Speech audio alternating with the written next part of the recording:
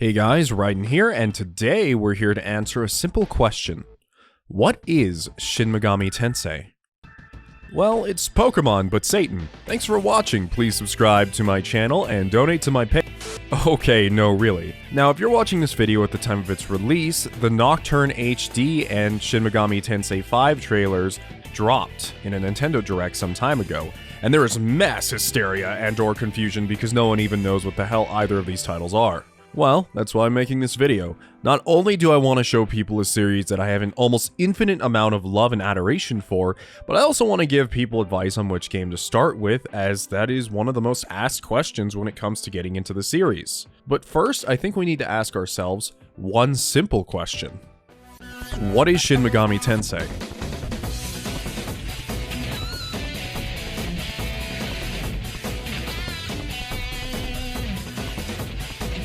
The first Shin Megami Tensei game was pitched as a post-apocalyptic JRPG that was released for the Super Famicom in 1992, but instead of boring you with the sales history and technical details which are almost irrelevant to the video, all you need to know is that as of the year 2020, the SMT series has spawned over 50 plus games under the Shin Megami Tensei intellectual property, including the most popular series in recent time, Persona. I'm going to be referencing Persona and Pokemon a lot, and it's not because I think those games are bad or anything, but they are the most popular reference points I can use. And just for future reference, if I ever refer to the mainline SMT games, I'm referring to these ones. But you may already be asking yourself, well, Xeno, if Persona is an SMT title, why don't I see a tagline above Persona 5? Well, actually, the SMT subheader was part of the Persona series until Persona 4 Golden. The only reason they added the Shin Megami Tensei name to the game in the first place was in hopes that people would recognize the series and purchase the game. As of now, Persona far outshines the Shin Megami Tensei name when it comes to a popularity contest, so there's really no need to have it around anymore. Plus, which would you rather say in a conversation to your English-speaking friends? I played Shin Megami Tensei Persona 4 Golden last night, or I played P4G. Well, if there are so many of these games, what exactly connects all these titles together? Well, first off, here's a Zelda-like bullshit lore chart that shows you exactly how they are loosely connected through guesses and fan speculation, but for the most part, the games in the Shin Megami Tensei series can be played as standalone titles. You can easily enjoy any mainline Shin Megami Tensei game without having played the ones that came before it, unless it's a series with a number on it like 1, 2, 3, etc. But even then, sometimes you can just skip some. So if the games are connected in a story sense, and some of the games don't even have the Shin Megami Tensei name on them, what is the connecting factor between all these independent stories? Well, to both rip and tear into the core topic, demons.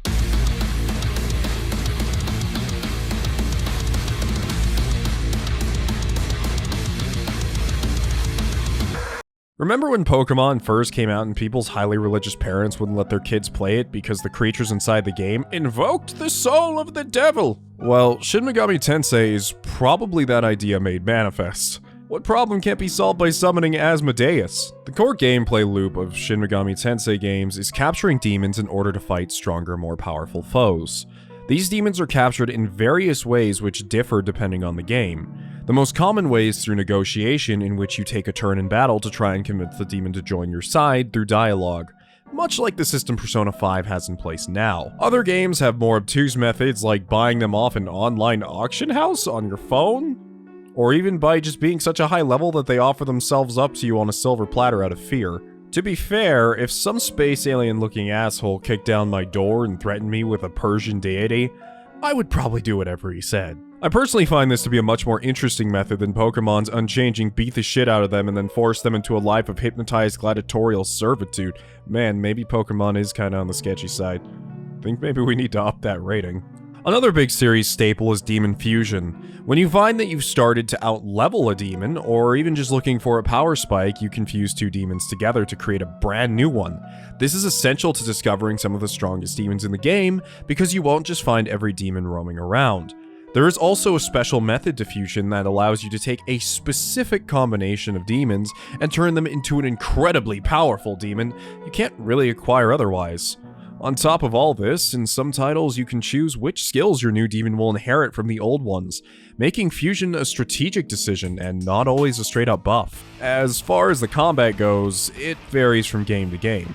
The mainline series focuses on you and your group of demons in turn-based combat, using different abilities to deal with enemy encounters. You're going to be switching different types of demons in and out of combat, aiming for the elemental weak points of your enemies to end the battle as quickly as possible. And trust me, you want to end random battles as fast as possible. I just realized I completely forgot to mention this little tiny part, but the Shin Megami Tensei series is among one of the most difficult JRPG franchises you will ever play. It's not like the games are unfair, well, mostly, but if you're new to the series, there's an unavoidable adjustment period, and during this adjustment period, you are going to die. A lot. In general, a lot of the mainline Shin Megami Tensei titles are much harder than the later Persona games. I'm not saying that Persona games should be balls to the wall hard or else they suck. I'm simply saying that even if you're a Persona fan, some of the bosses you'll encounter in the SMT series may feel nearly impossible at first glance. These games, much like any other franchise, become easier with each entry you play.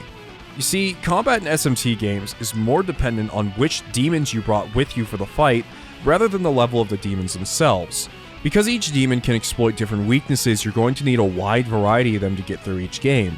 For example, one of my friends who bought Shin Megami Tensei 4 bashed his head against the first boss in the game for quite a while, running back into the room over and over again just to be crushed after grinding for a few hours. I'm pretty sure he eventually sold the game and never looked back. Meanwhile, I died to this enemy maybe once, then I realized what kind of team the game wanted me to have, spent maybe 30-40 minutes organizing, fusing, and collecting the demons that exploit the boss's weakness, then with that team, beat him in probably a couple of minutes.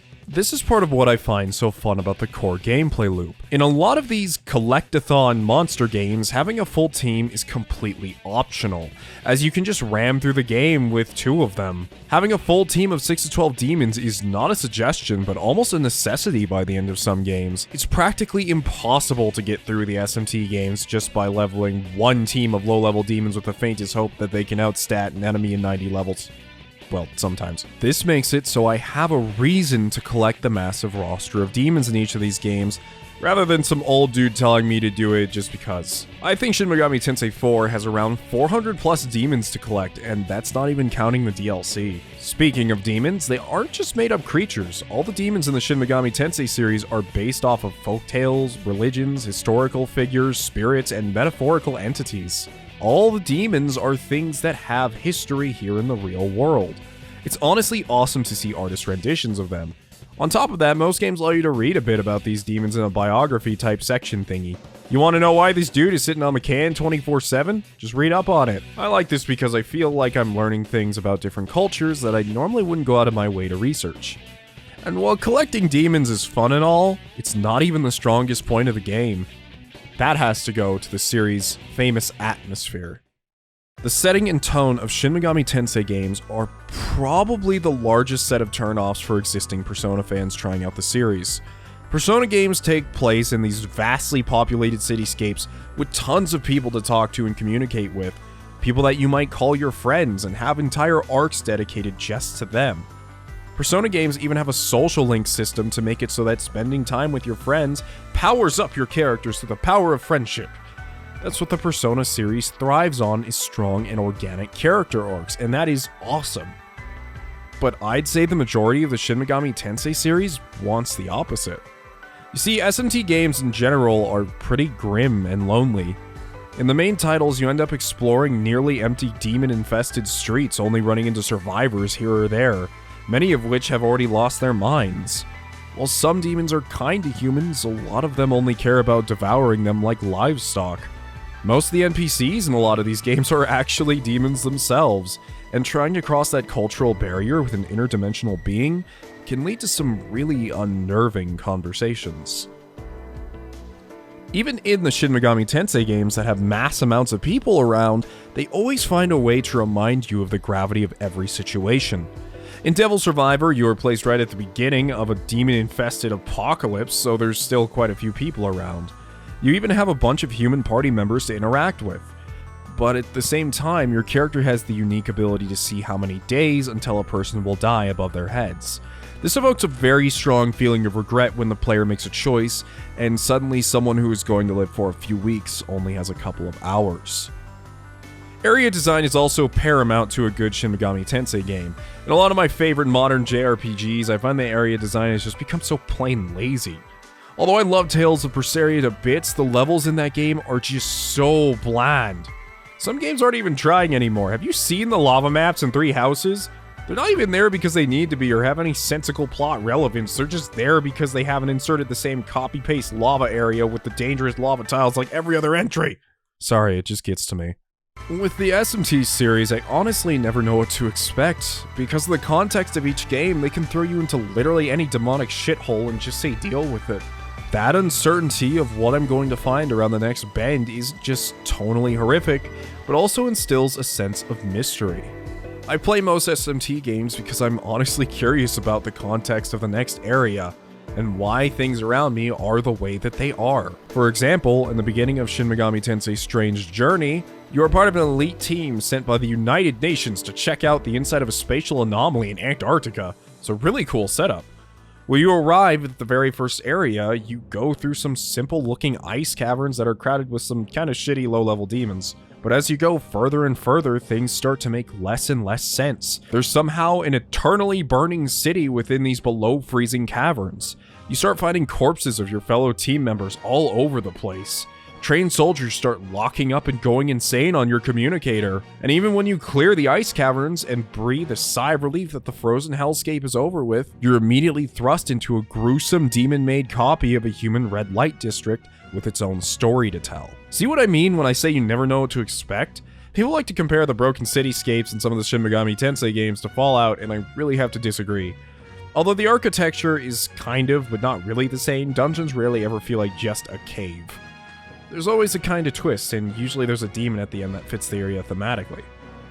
Speaking of demons, most of them actually want things. They aren't just mindless monsters wandering around that randomly decide, I'm gonna set up in this grocery store as my domain and kill everyone who walks by for no reason. They actually have sort of a political spectrum going on, and ideals, and goals. The farther you venture into an SMT game, the more you understand its demonic political structure. There's always some deity or another who wants to commit a world-scale massacre, not just to be evil, but because they truly view it as the proper thing to do. You usually have a choice in the matter when it comes to which demons you want to help, which leads me to the series' alignment system. The alignment system in SMT games have these 3 base alignments: law, neutral, and chaos. In a lot of the games, your dialogue choices will shift your character's alignment toward one of the 3, slowly ticking invisible points until some small game mechanic tells you which you are. The alignment system affects a few things. Firstly, in most SMT games, the alignment you have will determine the ending you receive, as most of these games have multiple endings. Secondly, every demon is one of the 3 alignments,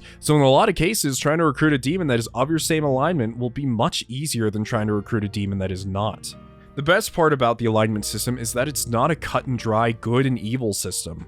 I despise games with good and evil meters that just turn your character into a fucking cartoon villain rather than making them a person who believes in a means to an end, or on the flip side making some dogmatic paragon who will jump through every hoop an NPC throws at them, even if it makes the quest take an extra 2 hours. Cannot silence the truth. My voice must be heard. Oh my god! What did you do? That might have been a little extreme, Commander. Law and chaos don't just represent good and evil, they represent absolute order and absolute freedom. Usually lawful demons will want to govern the world strictly and make it their ideal perfect place, sometimes purging those who think otherwise, while chaos demons believe that anyone can do whatever they want and that you should only be able to be stopped by someone of greater strength. These ideologies shift from game to game, but regardless of which ending you get, I find most SMT games leave me thinking about if I made the right choice, even weeks after I finish the game. Okay, we're finally to the main point of the video. Which game should I play first? I'm going to list some of these recommendations regardless of how easy they are to acquire. Because the Shin Megami Tensei series varies so wildly, I feel it's only fair to list quite a few. I'm going to list these next sets of games in the core experience list. The reason I'm calling it the core experience is because this is what I feel like in general Shin Megami Tensei games feel like. First, let's start with one of those recommended games for newcomers to the Shin Megami Tensei series, and that is Shin Megami Tensei 4. Not Apocalypse, just base game Shin Megami Tensei 4. Apocalypse is alright, but I wouldn't say it's as good. It's probably one of the best SMT games to start with if you're looking for the core experience. It has literal decades of quality of life improvements, making the core systems feel more fluid than ever. The game is also one of the most easily acquired, as it is a 3DS title, so you don't have to worry about not being able to get it. It's on the eShop. It's honestly one of the easiest games in the series, in my opinion. Which is still hard as nails, but that's what makes it great for newcomers. The game also isn't from a complete first-person perspective, like a few of the games, which can be a turnoff to some newcomers, so there's that too. Normally I would talk about the setting for a bit, because that's kind of the selling point of the game, but after the game's intro, there's a pretty cool revelation that I'm not going to spoil, and I'm going to leave you guys up to your own devices to find out about. Kind of blew my mind when I saw it. Another recommendation you'll hear a lot, which is Shin Megami Tensei Nocturne. I'm not even going to freaking talk about it. Just when the HD remaster, remake, whatever it is, comes out, just buy it on the Switch. End of story, just buy it. Wait till then and get it. Because not only will you buying it for the Switch support the series and show people, hey, we love Shin Megami Tensei in the West, it's also arguably one of the best Shin Megami Tensei games. There just is, flat out. So, highly recommended. Wait until the Switch thing comes out and play it for yourself. And here's another recommendation for people who want the core experience of Shin Megami Tensei, but also really want to focus on the atmosphere and dungeon crawling and difficulty and dread and all the other stuff. I'm gonna have to say for that is Shin Megami Tensei Strange Journey Redux. I'm not sure if it's called Redux or Redo, I actually don't know what you call these. This is also another 3DS title that's a remaster of a DS game, if I recall. It's a pretty hardcore dungeon crawler with tons of content, but I find that its largest pull is the atmosphere. If you like the sound of being part of a small exploration team exploring spatial anomalies and strange worlds, then the game is perfect for you. I cannot recommend this game enough to people who just love flat dungeon crawlers and atmosphere. Next up, I'm gonna have what I call some of the spin-off series. I just call them spin-offs because their gameplay, their core gameplay is kind of different. First off is Devil Survivor Overclocked, or the Devil Survivor series in general, which I would recommend to Fire Emblem fans, Final Fantasy Tactics fans, and I guess also to Persona fans. Why would I recommend this game to Persona fans exactly? Well, while I haven't played a whole ton of them myself, these games have way more dialogue than a lot of other SMT titles. I mean, you're at the beginning of an apocalypse, there's a lot of characters walking around to talk to.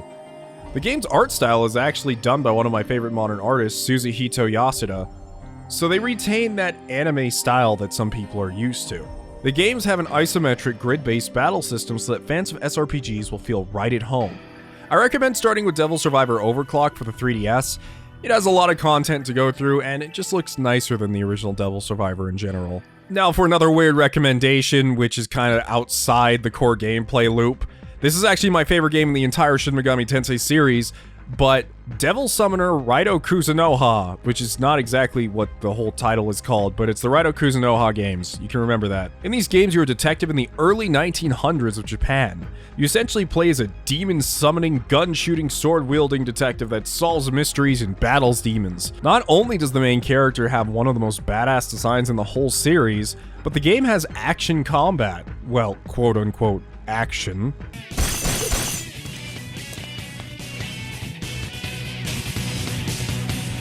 It's still my favorite, and I can recommend it to people solely, no pun intended, on the setting alone. It's a PlayStation 2 game though, so good luck finding it. And those are going to be my recommendations for you guys. There's still tons of SMT games out there I didn't even discuss. There's Digital Devil Saga, there's the original Persona 1 and 2 games, which are actually much closer to normal SMT titles than anything else. That's gonna be it for this video and my recommendations, but just know that there's so many more Shin Megami Tensei games out there already. But those are the ones I recommend to you guys, and I hope you enjoyed this video. If you did enjoy the video, please consider leaving a like and doing the subscribe and all that, but just note that I normally play a lot of Let's Plays of like JRPGs and such. I have over 1,000 videos on my channel. Please take the time to check them out. Thanks and see you later. Redden out.